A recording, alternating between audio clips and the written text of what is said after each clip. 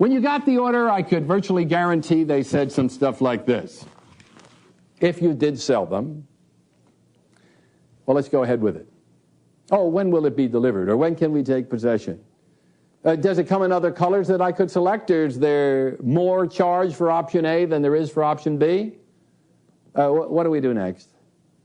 Do we have to sign anything? Is there a contract? Is there a credit application? Are you going to need a deposit?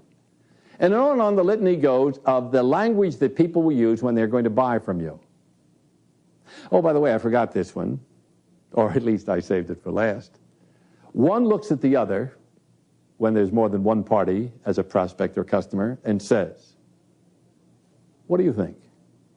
Now, whenever the prospects are reacting to us like that, we know we're going to get the order. Now, what do they say when you're not going to get the order? Oh, they say stuff like, well, we want to think about it. We'll let you know. We'll get back to you. Leave us your card and we'll call you. By the way, if we call and you're not there, do you get credit for this?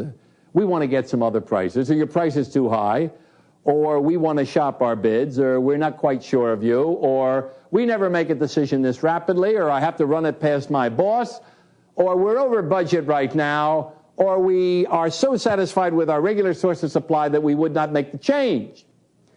Now, all of this is the language that you've heard over and over again. And by the way, there is one I haven't dropped in yet because you'll hear it over and over again.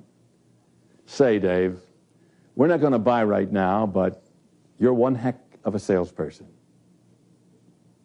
Why is it that in the litany of language that we hear, we don't hear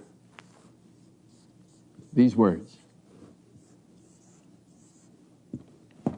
Why don't we hear those words? Why don't we hear the word yes or no? For the simple reason, salespeople have been taught never to ask a question which can be answered with a yes or no. And because we are taught never to ask a question that can be answered with a yes or no, we put ourselves in a position where we're not asking for the order. I am going to ask you to write these two words down. I'm going to suggest to you that we're going to deal with a format that requires you to ask for the yes or no, and that it's a lot simpler than you think.